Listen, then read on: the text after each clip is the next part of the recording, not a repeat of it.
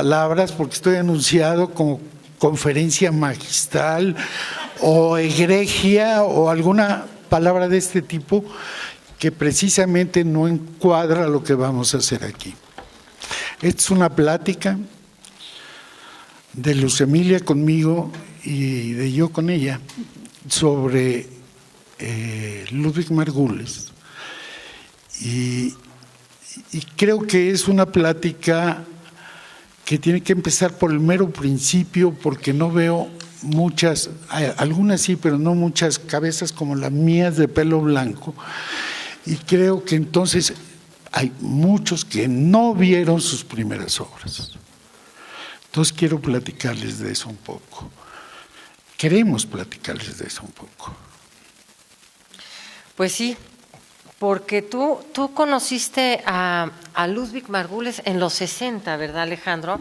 Cuando estabas estudiando en la Facultad de Filosofía y Letras y en realidad también en Arquitectura. ¿Y cómo fue que conociste a Ludwig? Pues alrededor de los 60, pero él había llegado antes. Es probable que eso sí, otras personas lo sepan con más claridad.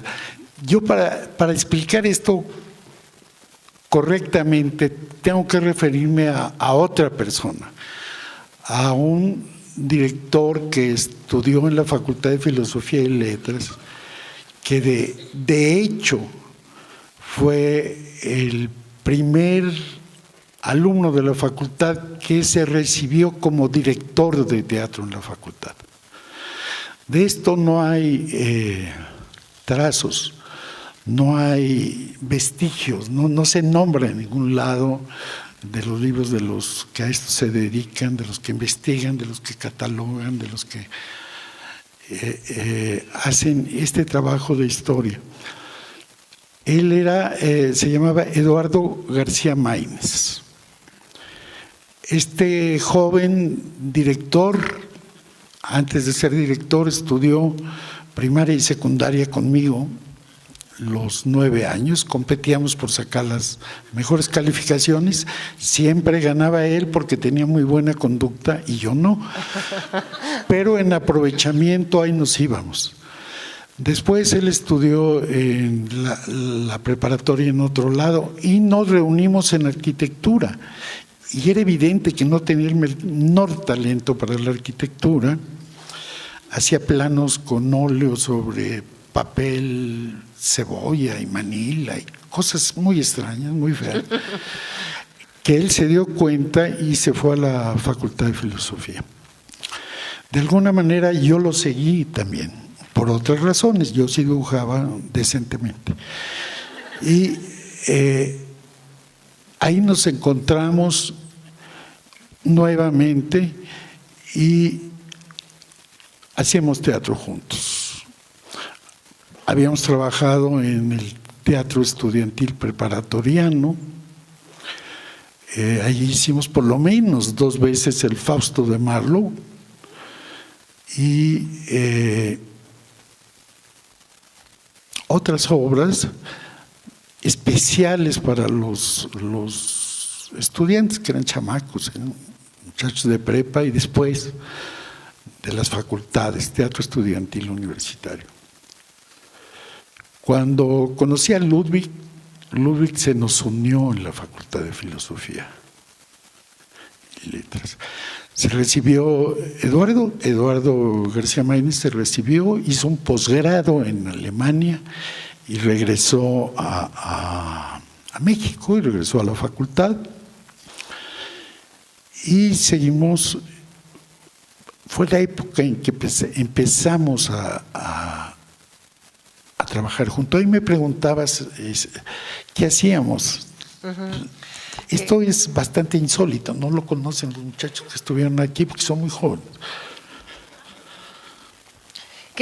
Ustedes, con Eduardo García Maínez hiciste muchas obras de estas preparatorianas, creo que eran más de 15 obras hiciste con él, y en un momento dado tenían un proyecto, Eduardo, Ludwig y tú, de trabajar en teatro para obreros, salirse de los edificios teatrales e ir a buscar a la gente.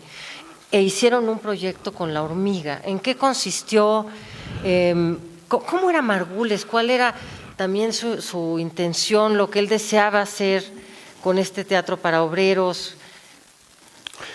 En esta época estamos hablando de los años 60, si no es que 1960 particularmente.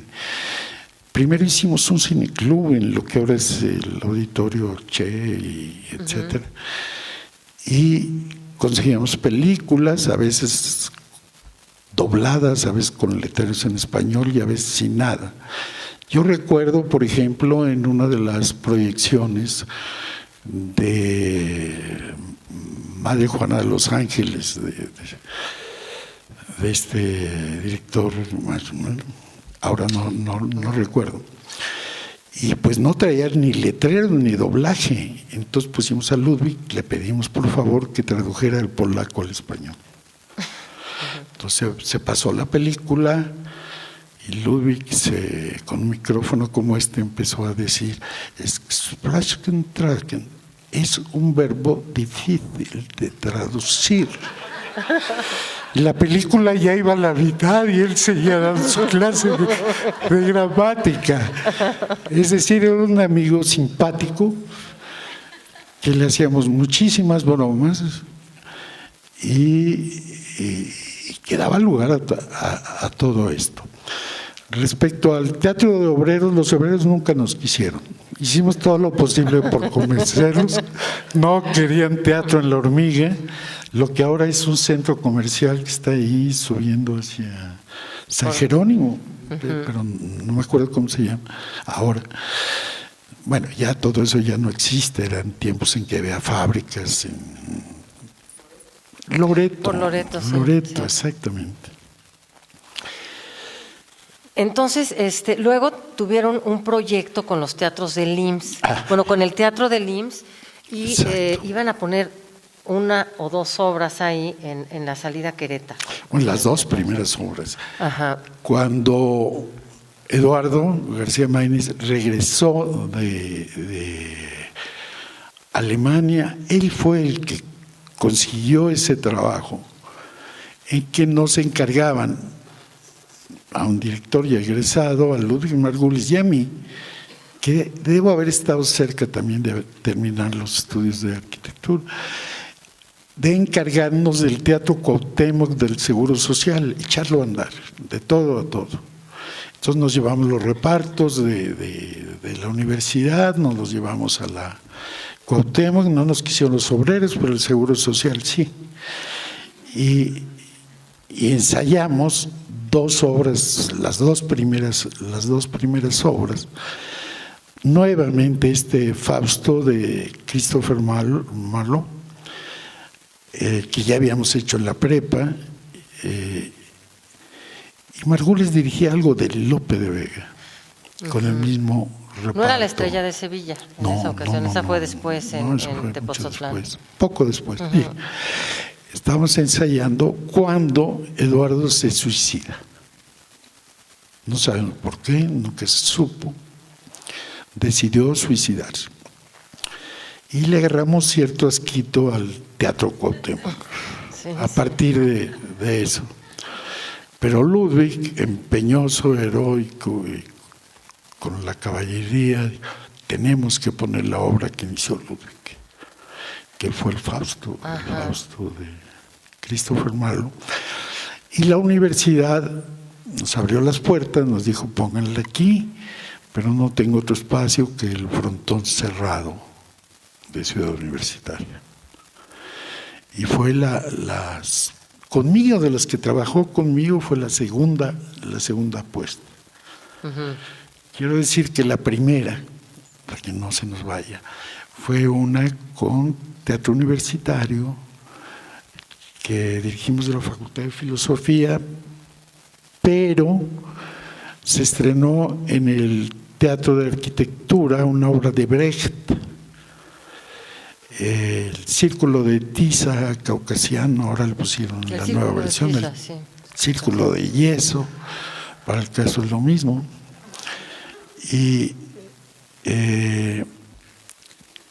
fue el primer encuentro realmente de trabajar directamente con Ludwig, que insistía en hacer un círculo de tiza que fuera brechtiano, pero no brechtológico.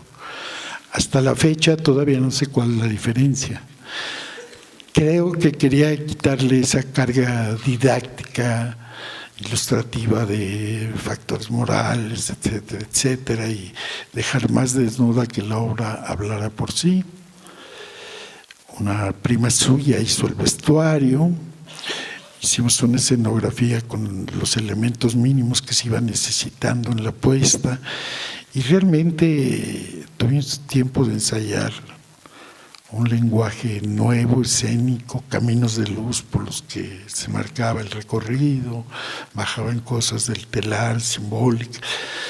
Creo que fue una apuesta muy bonita, la verdad. Era una apuesta muy bonita. ¿Y cómo era la relación en ese momento con él? Porque, bueno, en estas conversaciones me has llegado a decir que ambos estaban descubriendo, era un momento en el que había una enorme colaboración, de pronto casi una codirección, o de plano no tanto. No, él hacía lo suyo, yo hacía lo mío, pero sí había la idea de aprender. Los dos estábamos estudiando teatro. Él estudiaba con Wagner, etcétera. Yo también me metí a las clases de Wagner, de Ruelas, de Solórzano, y además tomaba clases de historia del arte que me servía para mi carrera de arquitecto, etcétera. Estábamos juntos mucho tiempo, y pues así era Ludwig. Llamadas a las 4 de la mañana. Creo que no debías haber puesto la puerta a la izquierda, sino a la derecha. Ludwig, lo hablamos mañana. Sí, ahora voy a tu casa y mañana lo seguimos platicando, claro. Sí. Él tenía esta idea de pensar en todo, mascullar todo, darle vueltas. Cuando lo aprobaba, empezar a desaprobarlo todo, etcétera. Sí. Sí, pues era una relación muy intensa, porque era estar trabajando largos periodos, además, y darle muchas vueltas al fundamento ideológico, estético, y eran unas reflexiones muy profundas de leer, interpretar el texto, y pues tú resolver en planos, en principio, el problema del espacio. Muchas opciones para que él escogiera, ver qué realmente quería. O sea, él te decía, yo quisiera un espacio abierto de esta manera, tú le hacías bocetos, se los presentabas, y ya después entraban. Él no ponía lo que quería en términos espaciales o visuales, de este tipo, sino metafísicos, filosóficos, etcétera. Alguna vez le proyecté una casa, por ejemplo. Voy a poner un ejemplo que ilustra esto. Le dije, aquí va a haber agua, como una fuente. Yo no quiero fuentecitas mariconas. Pero un día se me ocurrió decirle, vas a tener abajo una pila bautismal. Eso sí me gusta. Era la misma. Lo que tenía un significado, claro. Pero bueno, dijo, era una fuente, ¿no? Reflejaba la escalera, se veía muy bonito. Bueno, una de las puestas esta de la que hablabas en el frontón, que se había hecho ahí Don Gil de las Calzas Verdes, y que fue un año antes o 2 años antes, quizás, con Arnold Belkin. Esta puesta he visto los bocetos, y había unos que estaban proyectados para el interior del teatro del IMSS, supongo. Y luego es este espacio completamente distinto. Y uno de los distintivos de Ludwig era la búsqueda de tener un diálogo con el presente continuo. O sea, en sus obras había siempre había una tensión entre el dolor y el poder, y un diálogo muy crítico con su tiempo. ¿Cómo? Y con su mujer, con Lidia. Sí. Sí. Bueno, ¿Alguien de aquí, de los que estamos aquí, vio la puesta?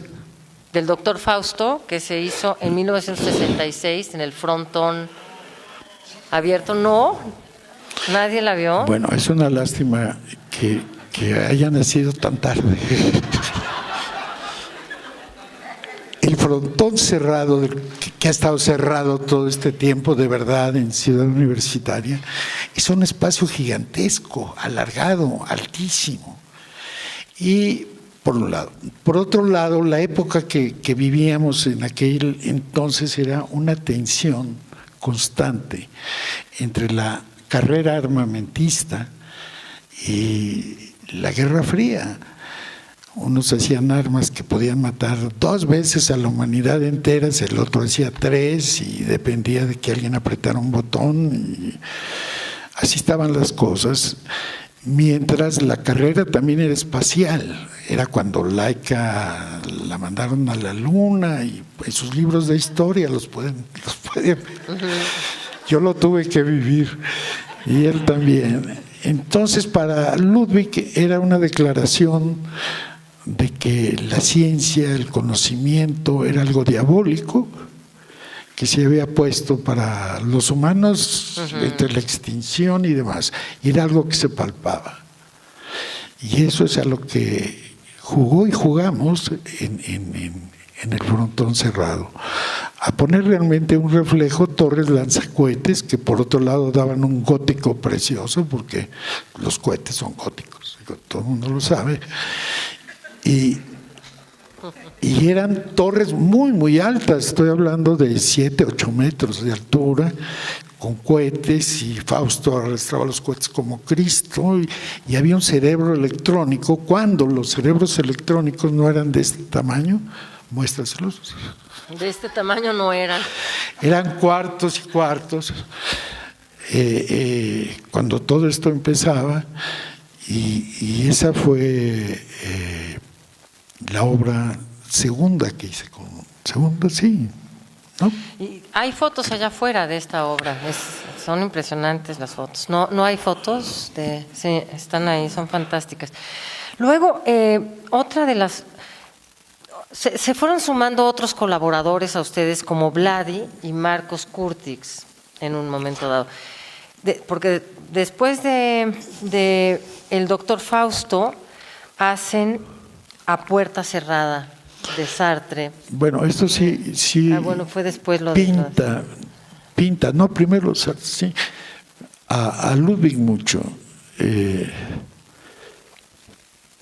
mientras el autor de A Puerta Cerrada pide que no hay espejos, lo dijo, llena de espejos, eso, o sea, la idea es ir contra el autor, hacer lo que el autor no quería, que la gente dice el autor, Sartre, que el infierno son los otros. Sí, pero ¿cómo? ¿Verdad? No son 3 personajes que no.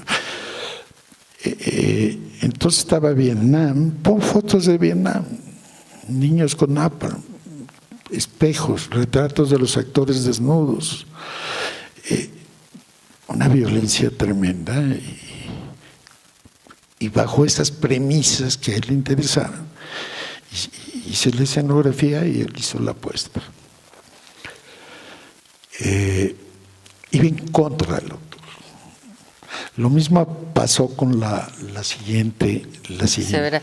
Sí, porque me decías, Severa A Puerta Vigilancia. Cerrada la quiso hacer como Genet. Y luego Severa Vigilancia la quiso hacer De como Genet Sartre. la hizo como Grotowski. Sí, como Grotowski, exacto. Sí, sí, está encantado con eso, el teatro ritual.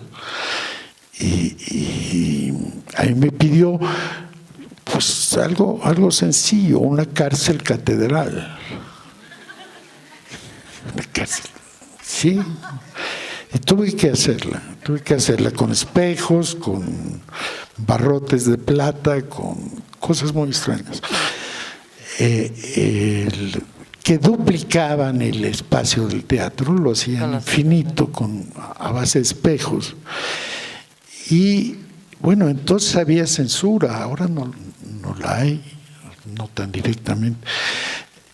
iba un señor y a ver la obra y la aprobaba o la desaprobaba, alguien de gobernación, y Ludwig, aterrado, es la maldad lo que va a ver este hombre.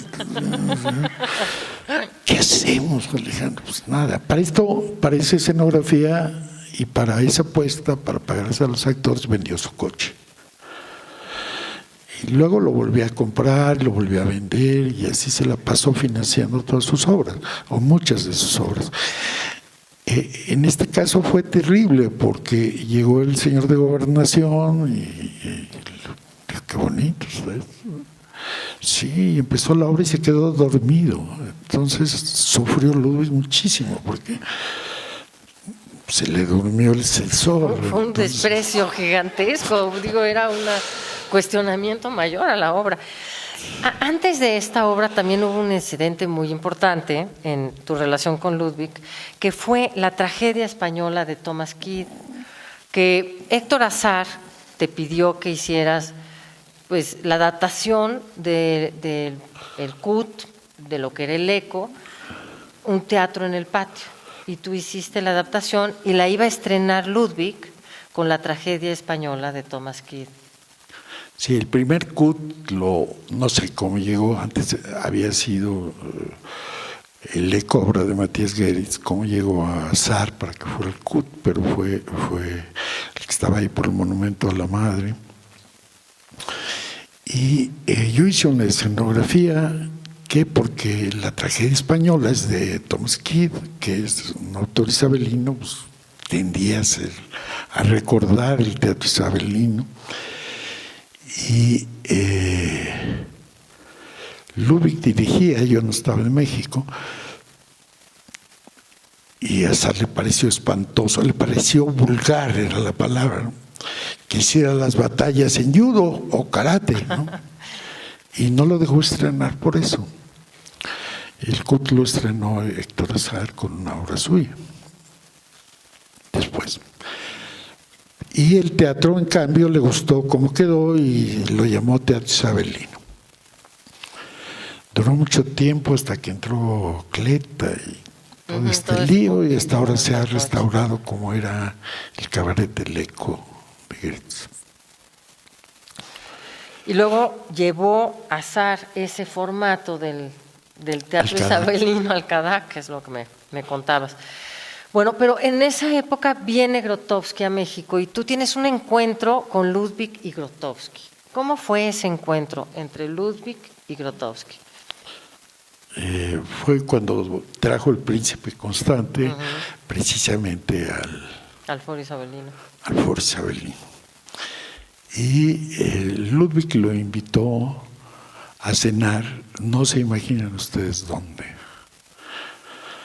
Arriba de la torre latinoamericana, para que viera toda la ciudad. A Grotowski.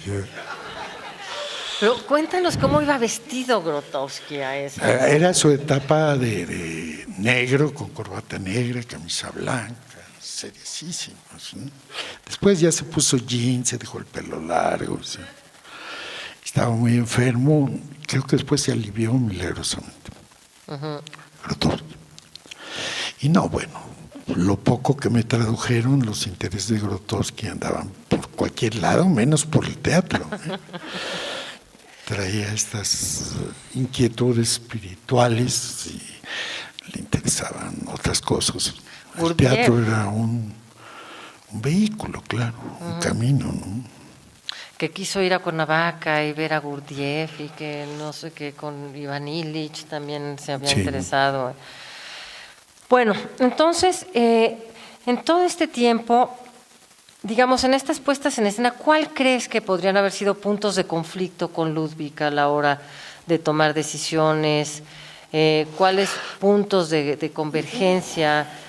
¿Qué te unía y qué te separaba de Ludwig en estos años? Creo que los dos aprendimos cosas uno del otro todo el tiempo, y la manera de aprender era cuestionar todo. O sea, eran conflictos de yo propongo esto, no sirve, porque lo que sea, lo primero que se te ocurriría. Entonces, y al revés, y contraatacar y atacar. Era muy fastidioso, era muy difícil, pero valía la pena. O sea, eso que pasaba con los actores y con sus otros colaboradores, que te llevaba al límite. Ludwig era alguien que tenía una voluntad de llegar al límite, al fondo de las cosas, como de pronto una voluntad de deconstruir para reconstruir. Pero con un gran respeto de por medio, que no sé si se los tengan los actores, francamente. Ludwig era un material altamente inflamable y no podía ser muy frágil y estar cerca, porque sí era un hombre muy fuerte y muy cuestionador. Bueno, luego venimos a una puesta en escena cuyo recuerdo me has compartido y que me gusta mucho. Bueno, estamos en la fiesta de cumpleaños, que fue muy interesante el planteamiento, quizá hay afuera también las imágenes. Todo este viaje por Pinter. Nuevamente, era una obra de Harold Pinter que él quería subvertir de algún modo. Es decir, todo lo que en Pinter es sutileza, es por debajo, es ambiguo, él lo quería explosivo, contundente, visible. Hablaron hace rato de esta obra de Pinter, ¿no? Les gustó mucho, pero no era Pinter, era Ludwig. Sí, claro. Siempre era Ludwig. Me pidió una escenografía que en el primer acto se viera prácticamente naturalista, en el segundo se dilatara inmensamente y en el tercero reventaba y se tronaba todo. La hice, ¿no? Lo hiciste, efectivamente. Pero vamos, yo aceptaba esas cosas de Ludwig, me gustaba lo que proponía, siempre me quedé con ganas de hacer un Pinter como pedía Pinter, ¿no?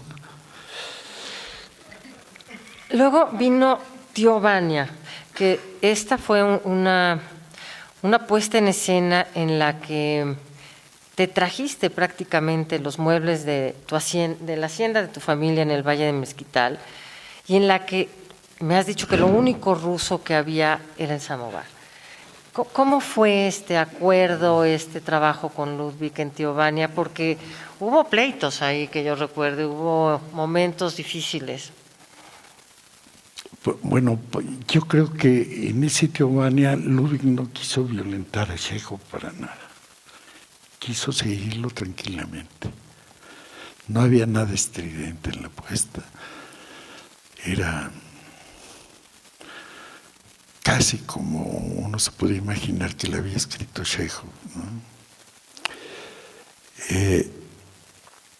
Ya en el trabajo, pues sí, había ciertas diferencias. Una vez nos peleamos porque en tercer acto, que inventamos una de las habitaciones, estaba toda tapada porque no se usaba con sábanas.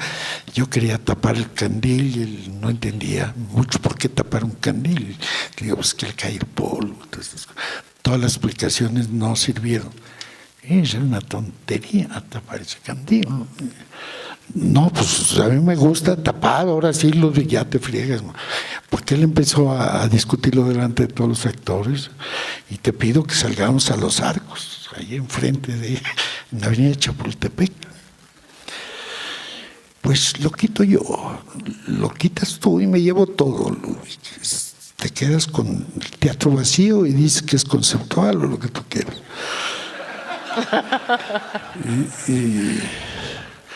¿Cómo hacemos? No nos vamos a agarrar a golpes, ¿verdad? Pues no, Ludwig, echamos un volado. Se lo gané, pero lo quitó de todos modos. Efectivamente, en las fotos ahí está, sin cubrir. Una de las puestas en escena más... Bueno, la primera puesta en escena que yo vi de Ludwig fue de La vida de las marionetas. Creo que es una de las mejores puestas en escena que he visto. Y ese fue un proceso largo, difícil, tomó mucho tiempo. Y luego vinieron decisiones muy precipitadas cerca del estreno. Yo no sé cómo consiguió ese libreto, cómo le gustó, ni por qué. Hace poco, en esto que organizó la universidad, ¿cómo se llama? ¿El cuál? Berman. Ajá, en lo de la cátedra Bergman. La cátedra, me tocó cenar en casa de José Luis Cortés y me tocó al lado la asistente, que en aquel entonces era muy joven y luego lo acompañó todas sus obras, ¿no? Y dice, pues es la peor obra de Bergman. Bergman estaba en un estado verdaderamente molesto, lo perseguían económicamente, tuvo que salir del país, no trabajó con ninguno de sus actores con los que siempre trabaja, con Lee Bullman, con este otro, trabajó con los alemanes, un grupo alemán que no conocía, se la pasaba mal, es una obra que pensamos que es una muy mala película y una mala obra. Pues aquí fue un éxito. No sé por qué, dice ella, porque no tiene de dónde.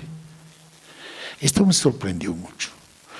Yo encontré que la obra les gustaba a todo el mundo. Y quizás es la obra que más interés despertó, dirigida por Ludwig.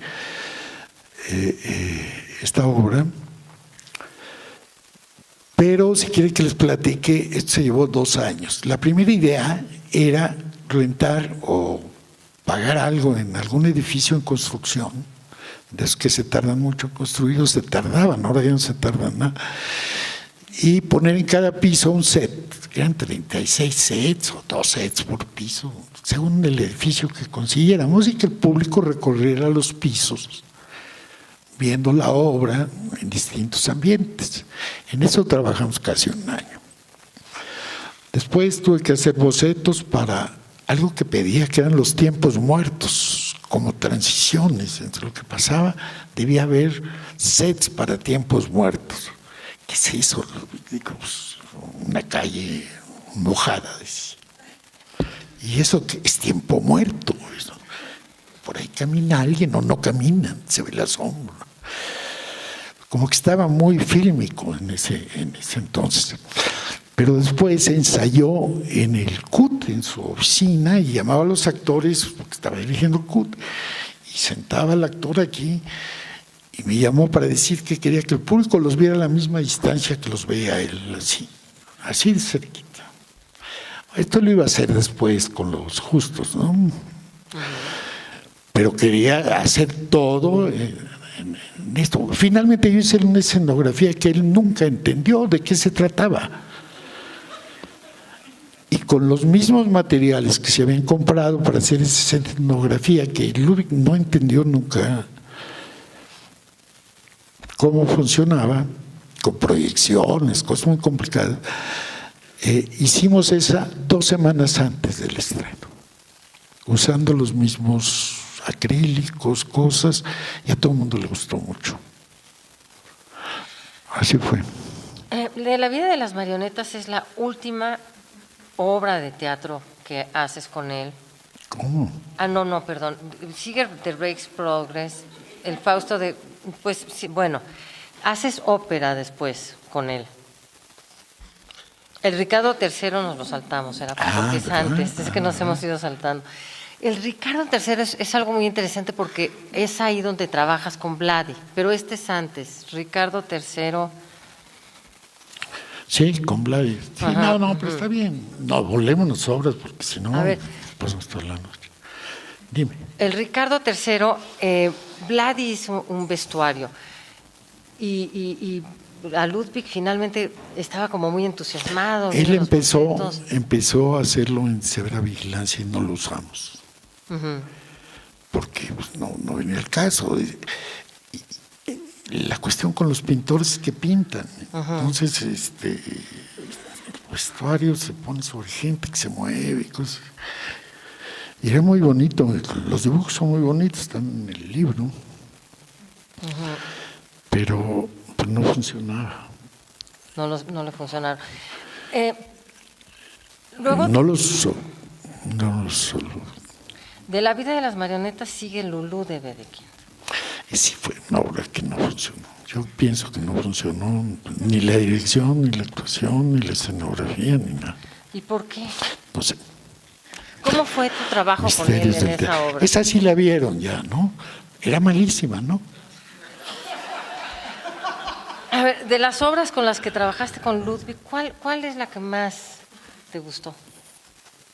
A mí me gustó trabajar con Ludwig en todo. Siempre. Bueno, saliera aún con Wedekind. o no saliera, aún con Wedekind. Sin embargo, respeto mucho la primera, El Círculo de Tiza. Aprendimos los dos muchísimo haciendo esa obra juntos. Y nos quisimos mucho a partir de eso. Él hablaba muy bien de mí y yo hasta ahora me atrevo a hablar un poquito mal de él. No es hablar mal, es decir, cómo traducía. También tradujo en las Olimpiadas, consiguió una chamba en las Olimpiadas. Lo que pasa es que a la mitad de la carrera decía, ¿y para qué corren estos idiotas? ¿Cuál es el sentido? Lo corrieron, ¿no? Pues sí. Eso no es hablar mal de Ludwig, es describirlo. Luego, ahora sí, después de Lulú viene un periodo. ¿Por qué no hablamos de ópera? De ópera, pues es lo que viene después, sí. Ya, la ópera. Éntrale a la ópera. A ver, la primera que hiciste fue The Rake's Progress, ¿no? No, Fausto. Fausto, sí, en 80. Es que aquí está, sí. Están muy cerca, las hiciste muy cerca. Sí, una Fausto, de otra. En el libro están mal ordenados.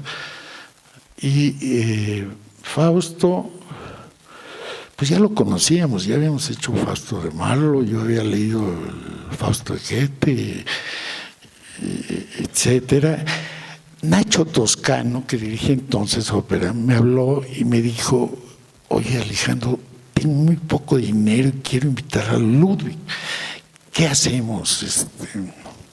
Fausto, siempre el comodín Fausto sale.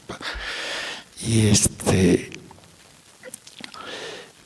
pero yo había cometido en una puesta de ópera, la primera que había hecho, la primera ópera que hicimos, todos los errores del mundo. Todos, pero todos, de verdad, y aprendí muchísimo. Y es la única manera de aprenderla, más que uno no debe aprender en Bellas Artes. Ese era el problema. Y Fiona Alexander, que diseñó el vestuario, había puesto pelucas naranjas al coro y toneletes que combinaban con el color de la peluca, cosas bellísimas. En los dibujos se veía bellísimo. Pero el día que se lo probó el coro, aquello era la pasión de Iztapalapa. El coro rechonchito, ¿verdad? Que venía a ponerse eso, con bigote negro y peluca naranja. Entonces pedimos que se quitaran los bigotes, ¿no? Porque, pues, no, ¿verdad? Estamos en el Renacimiento, ¿qué onda con los bigotes? Pues no, porque sindicalmente logramos, no, sí, logramos que se pusieran curitas color carne. Fue lo más que logramos. Después de esa terrible experiencia con Fausto, que fue atroz, yo juré no volver a vestir a nadie de medievo, ni con escudos, ni lanzas, ni todas esas cosas. Y Nacho me dice, entonces, ¿qué hacemos? Pues la ponemos en la época del compositor, porque ni modo que bailen vals con escudos y lanzas, como había hecho yo en mi primera ópera, ¿verdad? Qué horror. Y dice, bueno, y Ludwig aceptará un pago poquito. Pues, yo creo que sí, digo, no hay dinero, nunca hay dinero. Pero bueno, llamaron a Ludwig, ¿cuánto nos vas a cobrar, Ludwig? Algo así como $1,000,000, que es una fortuna, o nada. Ay, gracias, Ludwig. Nada. Le aceptaron su propuesta de nada. Pero no se hizo con vestuario de la época del compositor, sino empezó por los romanos, creo, y acabó con los 30, una cosa así de a través del tiempo. Fausto a través del tiempo. Y había escenas pues que había que hacerlas divertidas, ¿no? Porque no había otro remedio, ¿no? Entonces, comedia y de repente sí había cosas. Muy interesante, la primera ópera que hice con Ludwig. Pero no sé por qué Juan Ibáñez los llamaba operópatas. Gente que estaba encariñada con el jardín encantado de Margarita. Yo leía y leía el texto, pero ¿por qué un jardín encantado? Pues la seducen por pobreza, es pobre, le regalan trajes, joyas. ¿Por qué? Y la puse en un cuarto patio de Berlín, así, tristísimo, con una Margarita. Y eso no les gustó. Me estaban esperando a la salida para pegarme, en serio. Y Ludwig me arrastraba a dar las gracias. Pues no, la mitad aplaudía, pero la otra mitad lanzaba cosas. Generalmente no las llegaban, entonces todas les caían a los músicos, ¿no? Pero me agarraba en la mano y aguanta, cobarde. Se le ocurrió salir a dar gracias en todas las funciones, ¿no? Sí, bueno. Y recibir. Los golpes y los gritos y aguantarse. Los jitomatazos. Y bueno, de aquí es de donde sigue The Rake's Progress. The Rake's Progress era una ópera que los operópatas no conocían. Entonces nos dimos el lujo de poner un video pornográfico. Sí que... Nadie dijo nada. Los que se quejaron fueron los técnicos. Porque todas las cosas que tienen en sus cuartitos, aquí no hay. Aquí Playboys no. Y demás aparecían en escena y eso no estaba bien. Nos hicieron un movimiento los técnicos, pero el público estaba feliz. Ahora, bueno, la última obra que haces con Ludwig es Aura. Sí, dejamos de trabajar en teatro un buen rato. Uh-huh. Y en 89 trabajamos juntos en la ópera de Mario La Vista de Aura. Uh-huh. ¿Cómo fue ese proceso? Bien, sin problemas, con Mario La Vista al lado. Y el maestro Tovar ya fue. Escribió la primera versión y era imposible, duraba 3 días tocar eso. Entonces hubo que hacer otras así. Oye, Alejandro, bueno, aquí hay un contraste y una diferencia entre trabajar con Ludwig dirigiendo teatro y trabajar con Ludwig dirigiendo ópera. ¿Cómo era la aproximación de Ludwig a los actores en ópera y cómo... Digamos, había un contraste, había... Claro, pues Ludwig no sabía cantar, no les podía decir cómo. Pero era un melómano. Sí, se metía mucho en la composición. Rake's Progress era muy complicada porque empezaba en el vestíbulo. Era una cosa muy, muy interesante, muy bonita. Y tenía una coreógrafa que tenía cuadriculado el espacio de Bellas Artes con letras y números y me marcaba todos los días los movimientos y yo tenía el mismo cuadrito y sabía dónde ponía la luz sin tener que echarme todo el ensayo todos los días, ¿no? Porque cambiaba mucho, ensayó bastante todas estas óperas. ¿Y por qué dejaron de trabajar juntos, Alejandro? ¿Qué pasó ahí? Él quería hacer escenografía. ¿Y tú no querías dirigir? Nunca he querido dirigir, me prometí a mí mismo no dirigir, trabajar con directores. Me gusta trabajar con directores. Pero la escenografía a veces es dirigir. Siempre. Entonces, pues sí había una tensión ahí. Pero, ¿se dio una tensión en un momento dado mayor de la que había habido antes? No, nunca. Pasábamos de los insultos a romper cosas, mesas, como en De la vida de las marionetas, claro, ¿no? Claro. Sí. Ludwig era muy especial. No veía, realmente, tengo que decir la verdad, no veía el espacio. En dibujos, en perspectivas, en plantas, no lo podía ver. ¿Quién sabe cómo lo vería él? Maquetas. Pero cuando llegaba al teatro, sabía maravillosamente cómo usar ese espacio, dónde poner al actor. Era la posición perfecta para iluminarlo, para todo, en el espacio. Antes podías enseñarle algo y no lo veía. Ahí me decía, hazme una axonométrica. Y ahí me piensa, pues, ¿por qué axonométrica? Es la perspectiva que es esquemática, se usa para dibujo mecánico, ¿no? Unos dibujos muy raros, este sexo, ¿no? Sí, pero no entiendo. Empecé a hacer maquetas, y le llevaba la maqueta, mira, aquí está la maqueta de esa. Está muy chiquita.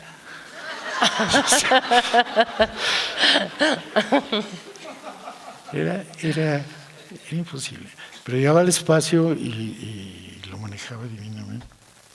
Y en relación con otros directores con los que trabajaste, esa relación con el espacio de Ludwig, ¿veías un contraste, una intuición distinta, una capacidad de resignificación poética a través del espacio y del tiempo? Porque, pues, Ludwig tenía mucha conciencia de esto. Buscaba eso desesperadamente. Uh-huh. Sí. Pero nos llevábamos muy bien. Nos queríamos mucho. Nos soportábamos. Y esa era la manera de trabajar juntos. Jalones a veces de la manita, de todo. Y al ver las obras posteriores a de Ludwig, en las que tú no hiciste la escenografía, por ejemplo, ¿qué pensaste de Los Justos? Bueno, Los Justos llevó a cabo, pero en otra obra, lo que en un momento quiso hacer en La vida de las marionetas, que era el actor Ahí me tocó un solo actor, no veía a los otros porque me puso en primera fila en el centro y vi a un actor solamente, ¿no? Pero estaba genial, absolutamente genial. Me gustó mucho Los Justos, a mí sí me gustó. Tomar, creo que no. Sí, a mí también me gustó muchísimo Los Justos, me pareció fascinante. Yo creo que Mónica Raya le resolvió muchos problemas que siempre quiso llevar al extremo. Una es que no hubiera sombras. Y voy a platicar una cosa un poquito fuerte. Una vez Xochitl Medina, digo el nombre, estaba llorando en las escaleras del teatro porque estaba iluminándole a Margot. Le dije, ¿por qué lloras? Pues esto es bonito, es para divertirse. Es que Ludwig no quiere sombras, ya le quité todas las sombras, pues los actores producen sombras abajo. Quiere que se las quite. Sí, ya le dije que les tengo que amarrar una lámpara en los huevos, pero no quiere. Llora y llora y llora. Y Mónica lo hizo con luz neón, una cosa plana, espantosa que hizo León. Porque yo sospecho que el inicio de todo esto es que alguna vez oyó, no, lo sabía muy bien, que los expresionistas usaban sombras. A partir de ahí dijo que quiero hacer un teatro sin sombras, por llevar la contra. ¿Sí? Antiexpresionista. ¿Te acuerdas de ese Shakespeare? Ajá, claro, sí. Bueno, a mucha gente le gustó. ¿A ti no? No, claro que no. Pero me gustó lo de Los Justos, debo reconocerlo, y me gustó mucho Cuarteto. Cuarteto me encantó. ¿Qué cualidad es la que más te llamaba la atención de Ludwig como director de teatro? Pues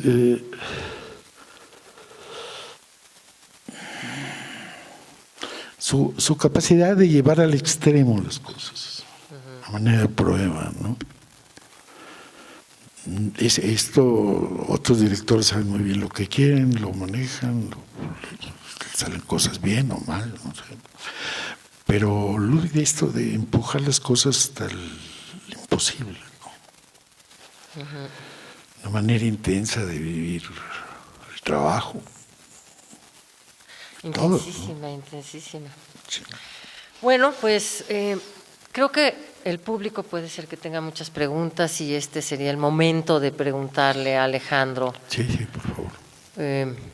Pues Que nos abrimos haga al público que quiera preguntar algo, a menos de que quieras decir algo antes, Alejandro. No, no, no. A ver, ¿nadie tiene una pregunta? ¿Y por qué con ¿Qué nosotros sí? pasa? Todos preguntaban. ¿Qué ya les respondimos todo? Me parece muy difícil haber respondido No, todo, ¿no? están cansados. Sí, están cansados. Pues bueno, sí.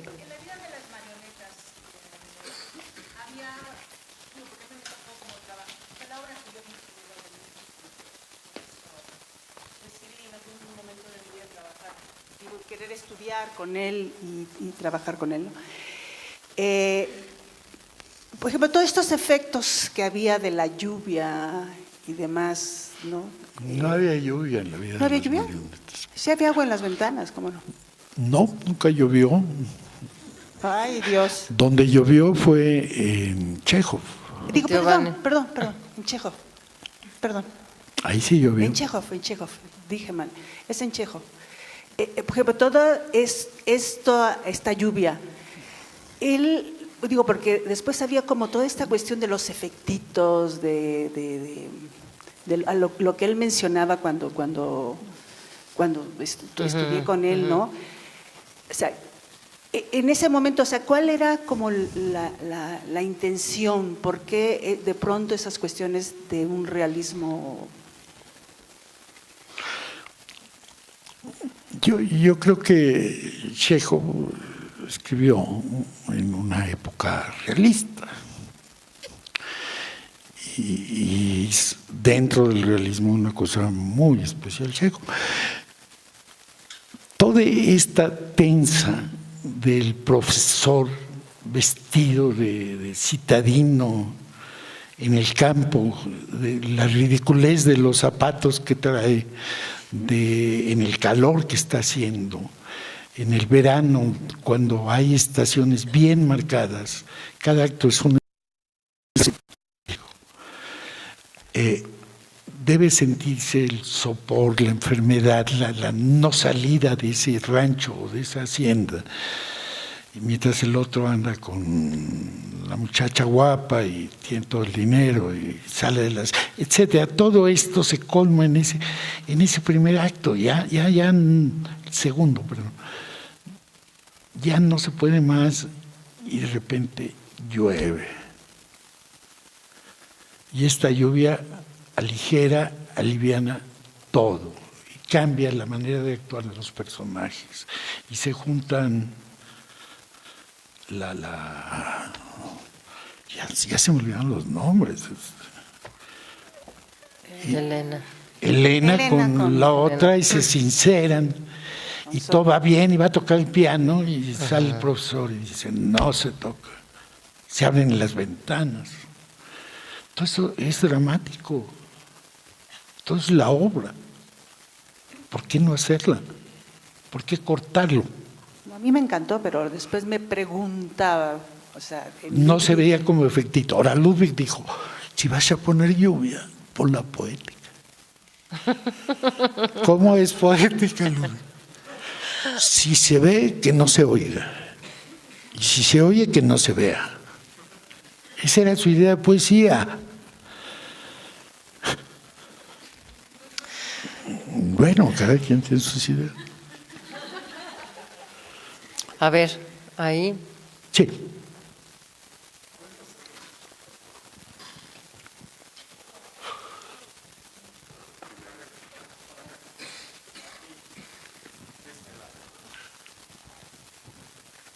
Sí, Sí, maestro, yo tengo una pregunta. Cuando eran jóvenes, ¿tenían algún filósofo o qué lecturas o qué era lo que leían? ¿Qué era lo que de pronto los hacía pensar en lo que querían hacer con respecto al teatro? ¿Cómo lo pensaban? ¿O solo era teatro lo que tenían en mente? Cuando era jóvenes éramos más prácticos que ahora. Los actores eran estudiantes de las diferentes carreras, de ingeniería, de arquitectura, de medicina, etcétera. No necesariamente eran malos actores. Y escogíamos para montar obras expresionistas, en especial alemanas, o el Mono Velludo, o estas obras expresionistas de este continente, porque había muchos tipos y había uno o dos caracteres que eran los buenos actores que encontrábamos. Todos los demás los disfrazabas de maquinistas y hacían cosas así. Hacíamos un teatro que, cuando esto lo llevamos a Praga, lo llamaron neoconstructivista, porque se parecía a Meyerhold, más o menos, y estas cosas. Pero era un teatro por razones prácticas, que lo hacíamos con estudiantes. Cuando tuvimos actores profesionales, pues se exigía más, y así. Pero no venía de lecturas, venía de todas las cosas que había leído Ludwig por un lado, todas las cosas que yo leía por otro, etcétera. Pero no teníamos un guía así masón o nada.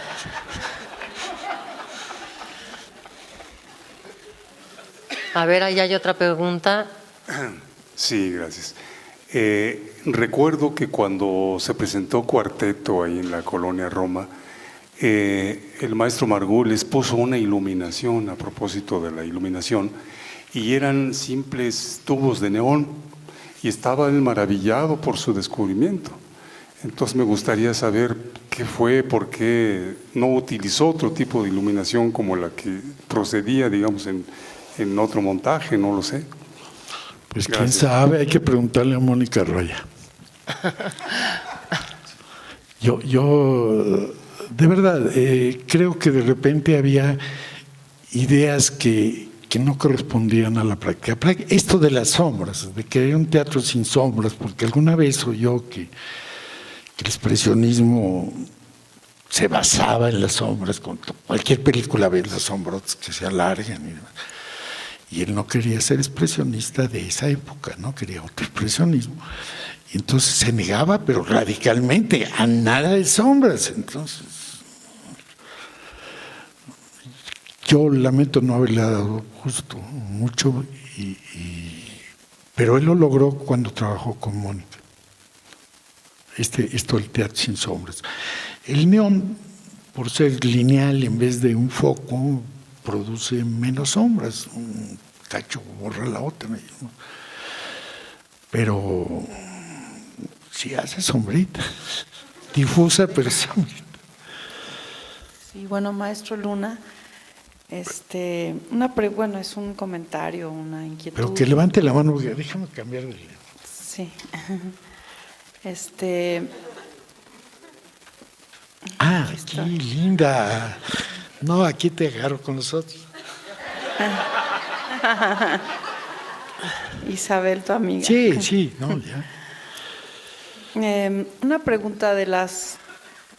A mí tu obra, bueno, me maravilla, me parece una dramaturgia narrativa. Cada espacio que haces es para mí una escritura dramática, ¿no? Y te admiro mucho. Bueno, dicho esto, entiendo que pudo haber sido difícil esto que tú comentas de llegar con tus dibujos, con tus planteamientos dibujados, etcétera, y que Ludwig, hasta que no se viera la dimensión teatral, no era tan fácil la comunicación. Entonces mi pregunta era en algo que a mí me maravillaba de las trabajos que hiciste con Ludwig, sobre todo en La vida de las marionetas y en otras de la iluminación, si era un proceso en el que tú de leer la obra o el libreto planteabas tu iluminación, o Ludwig en el proceso de ensayos iban pintando juntos la luz. O sea, ¿cómo era eso con Ludwig? No, teníamos campos totalmente separados. Yo me encargaba de la escenografía y de la luz, una vez aprobado el proyecto, y él se encargaba de los actores. Esto incluso lo he extendido a todo mi trabajo. No importa si es Ludwig o con cualquier director, creo que son medidas de higiene. Cualquier cosa que un actor quiera decirme, se la tiene que decirme a través del director. A cambio, pido que cualquier cosa que quiera decir un técnico sea a través mío, porque son retramposos. No, que Alejandro me dijo, que no sé qué, que se van con el director. No, pues es que el director dice, total, hacen lo que se le pega la gana. En cambio, así hay condiciones de trabajo, de no dispersarse mucho en conflicto de autoridades, digamos. No, y es el día del estreno, se acaba el pacto y ellos ya pueden decir lo que quieran, ya se estrenó. En La vida de las marionetas incluso me maravilló muchísimo cómo el sonido que emanaba de sus cajas, que si bien en el edificio no los pudieron hacer, como dices, el sonido parecía que lo estaba sintiendo el espectador, hablando de la relación con el público de ese espacio, ¿no? La música que usaron y la canción de esa caja donde se supone que uno lo ve desde lejos, a mí como público me impactó tanto que me cambió la vida como actriz, ¿no? Realmente ver cómo un espacio acústico, sonoro, escenográfico puede cautivar a tal grado. Entonces mi pregunta es, ¿cómo resolvieron tú y Ludwig esa caja, esa música en ese espacio sonoro en La vida de las marionetas? En 15 días, los 15 días que platiqué cuando hablamos de esa obra, tuvimos que cambiar todo porque no funcionaba lo que yo había propuesto. Ludwig realmente no entendía para qué o cómo funciona. Hacemos otra y va. Y lo hicimos en 15 días. Es la escenografía más rápida del oeste. Sí, pues fue genial. Salió bonito. Pues han sido jornadas muy intensas, ¿verdad? A ver, aquí hay otra pregunta por ahí.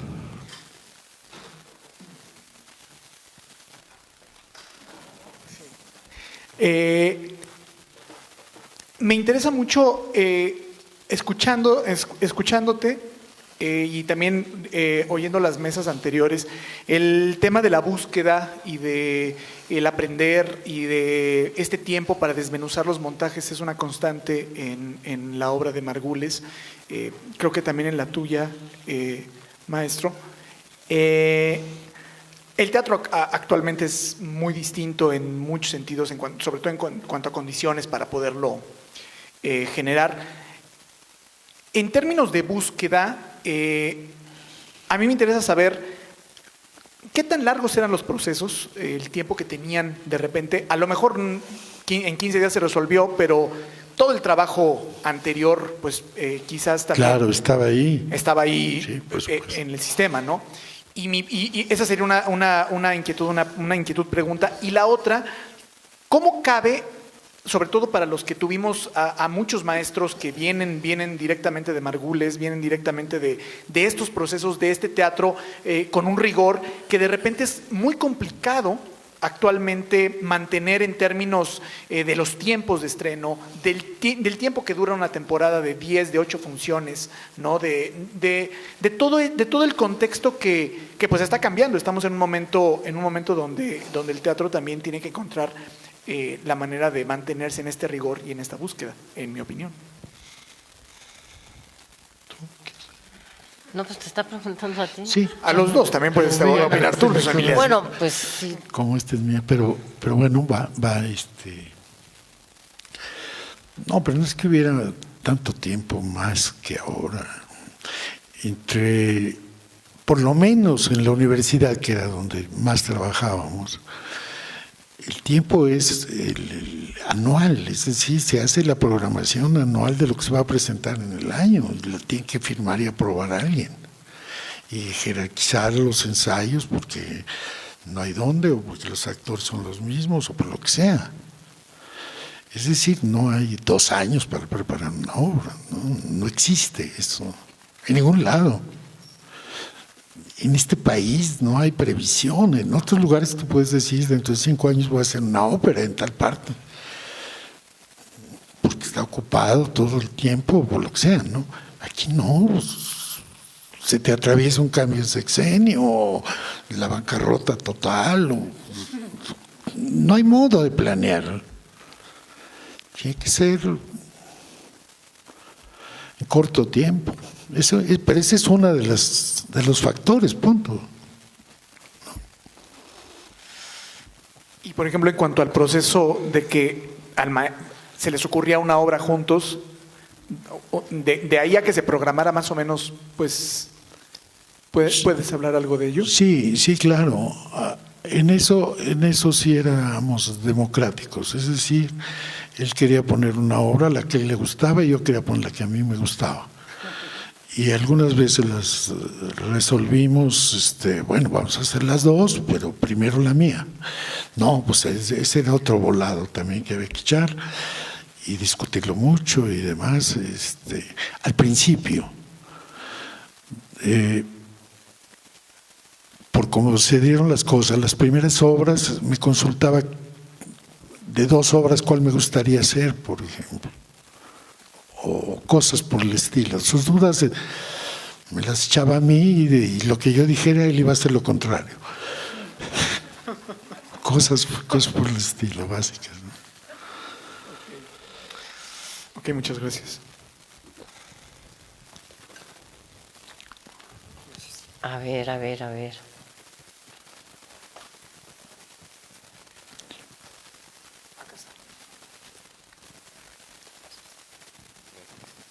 Hola Alejandro, yo tengo una pregunta acá.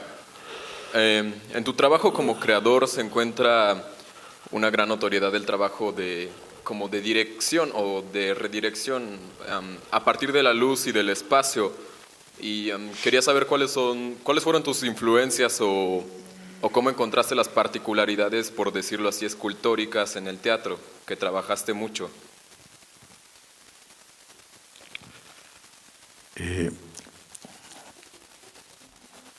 Yo creo que no entiendo bien la pregunta.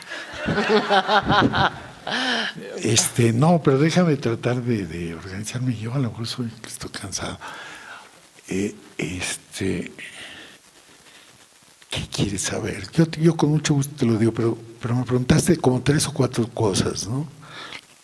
A partir de todo tu trabajo, que no sé, la materia creo era mucho la luz y el espacio, ¿cuáles fueron tus influencias para lograr desarrollar todo este planteamiento o cómo te diste cuenta de...? Mira, sí, te refieres al estilo, es decir, lo que caracteriza a cada artista, digamos.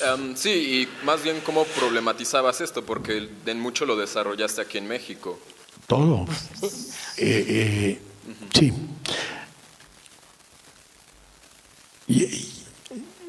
Tengo que platicar de cómo era en mi época. En mi época, el escenógrafo, había, yo digo 2 tipos de escenógrafo. Un escenógrafo de oficio, que ha aprendido el oficio y lo hace muy bien, o regular o mal. Y menciono los 3 principales que había en mi época, que eran Julio Prieto, Antonio López Mancera y David Antón. Había 3 escenógrafos en mi época que se bastaban para hacer todo el teatro de la ciudad. Por otro lado, en la universidad aparece un movimiento de pintores que se acercan al teatro. Pintores, todos los pintores, Leonora Carrington, Arnold Belkin, todos los pintores, Vladi, Lilia Carrillo Felgueres, todos se metieron al teatro 1 o 2 veces, no aguantaron más. En serio, hicieron cosas brillantes, desenfadadas, renovaron el teatro. Era muy interesante lo que hacían los pintores. Yo no soy pintor, nunca he pintado nada, pero absolutamente nada, no sé pintar. Entonces yo no podía estar del lado de los pintores, por un lado. Por otro lado, estudiaba arquitectura dentro de una escuela de arquitectura honesta, así el purismo, el organicismo igual. Había que enseñar los tubos por donde baja el drenaje, la estructura. Vamos, para mí también me parecía repugnante pintar una tela ladrillos rojos. Digo, eso, sí, pues no lo voy a hacer nunca. Entonces no tenía para dónde ir. Ni era pintor de las escuelas que había, ni era escenógrafo de oficio. Estudié en la escuela, estudié con López Macera, vi todo el teatro de Julio Prieto en el Seguro Social de la época. Y pues me influyó para hacer las primeras cosas, pero en la prepa, sí. No iba por ahí. Yo sí creo que la primera vez que encontré que las cosas tenían que ser, ¿qué dijiste? Narrativas, que tenían que ser dramáticas, escultóricas, dijiste, ¿no? Pero no sé qué quisiste decir con eso. Que tenía que ser todo eso, fue en la primera apuesta con Ludwig Margules. Y le estoy muy agradecido por eso. No sé cómo fue, pero fue en el Círculo de Tiza, en el Teatro de Arquitectura, la primera vez que trabajé con él. Antes había hecho muchas escenografías otras, pero con él aprendí que tenía un camino, que tenía que encontrarlo, que me tenía que servir a mí, primero porque no me iba a poner a pintar, ni a pintar ladrillos. En fin, iba a usar luz, iba a usar, no sé, otras cosas. Así fue. Gracias. Maestro, aquí, arriba. Te veo. Ok. Bueno, hace tiempo tuve la oportunidad de tener una conversación con el maestro Arturo Nava. Él había trabajado como iluminador. Arturo Nava. Arturo Nava, como iluminador en una de las obras del maestro Margules. Y le pregunté, bueno, y vi su currículum, y le pregunté de todos los grandes directores de su tiempo con los que había trabajado, quién le parecía el mejor director. Y él me dijo que Margules, precisamente, que para él era el único que consideraba director en todo el sentido de la palabra. Él sabía exactamente lo que quería lograr y cuál era el objetivo final al que quería llegar. Ayer en la mesa de trabajo con los actores se comentó que cada día, cada año se resiente más la pérdida del maestro Margules.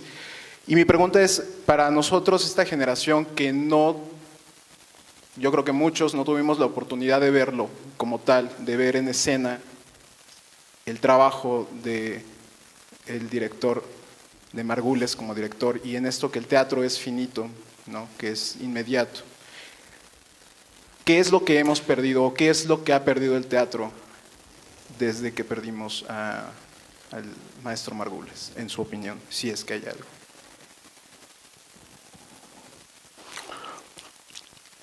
Bueno, yo creo que el teatro no sé si afortunado o desafortunadamente, no es eterno, se transforma y vive en cada generación de una manera diferente. ¿Qué se ha perdido?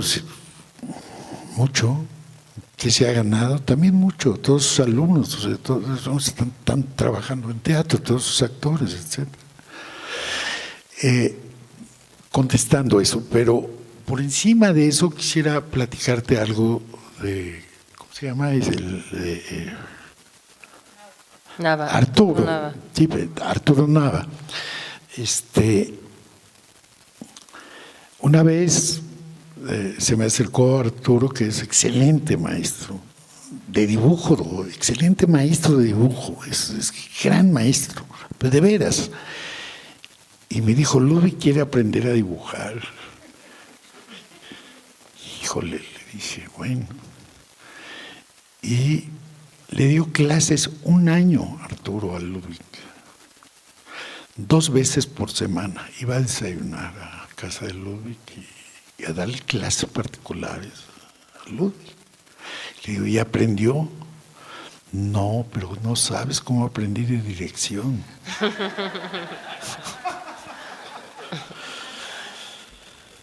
Gracias. Una chiquita, son 2 preguntas en una. Alejandro, si extrañas a Margules, ¿y qué extrañas de él? Pues ¿qué será? Trabajar con él, digo. Trabajar con él.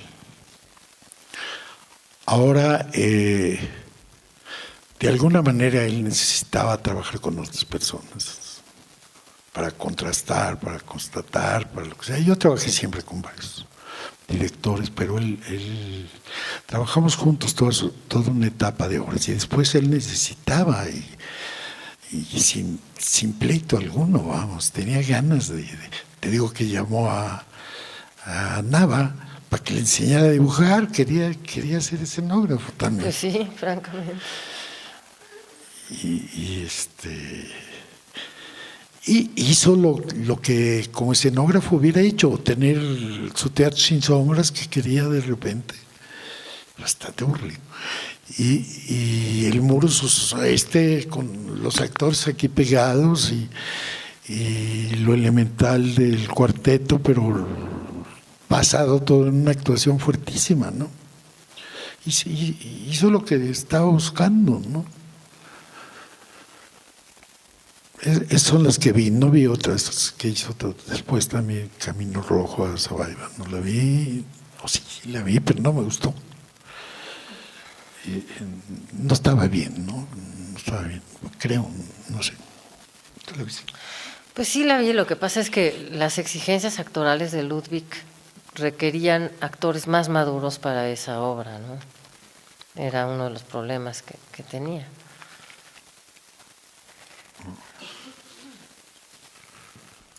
Pero bueno, así es esto. Ahí se... ¿Alguien más quiere preguntar algo? Pues ha sido un homenaje muy entrañable realmente, y lo que podemos ver, que no estuve en todas las mesas, pero en las que he estado, es que Ludwig tenía una gran capacidad transformadora y tenía una mirada muy original a la vida y a la escena, y tenía una característica que me pareció siempre entrañable. Creo que todos los que estuvimos, o muchos de los que estuvimos cerca de él, además de los que colaboraron, yo tenía un diálogo como observadora de su trabajo, era su enorme curiosidad y su gran disposición a mirar a los otros. Y una curiosidad de penetrar en los misterios humanos de la gente que le rodeaba, alguien que vivió el fondo del dolor como pocas personas, porque no solamente era haber estado en la guerra, sino el perfil de personalidad que tenía Ludwig. Y me siento muy agradecida con Lidia por haberme invitado a participar en este homenaje. Lo extrañamos mucho, yo lo extraño mucho. Además de ser un gran director de teatro, pues era un gran compañero de comidas y un cocinero también. Y bueno, pues creo que no hay mucho más que decir. Supongo que pasaremos a clausurar estos intensísimos y maratónicos y muy importantes 2 días para recordar, revalorar y reconocer el trabajo que, pues todo el legado que nos ha dejado Ludwig. Transformó actores, los formó, los transformó, la escena y a los espectadores. Además tenía una voluntad crítica tremenda, porque a él le gustaba que la crítica fuera severa. Se decepcionaba si no había alguna objeción por ahí, algún comentario que pudiera ser algún acicate inquietante. Bueno, pues Lidia, ¿dónde está Lidia? Ana, bueno, ya mi cansancio es Lidia. Sí, ya. Muchas gracias. Y con esto cerramos estas 2 sesiones maravillosas y exhaustivas con respecto a Ludwig Margules. Muchas gracias por acompañarnos. Un aplauso a Ludwig y a todos sus colaboradores. No, tú no.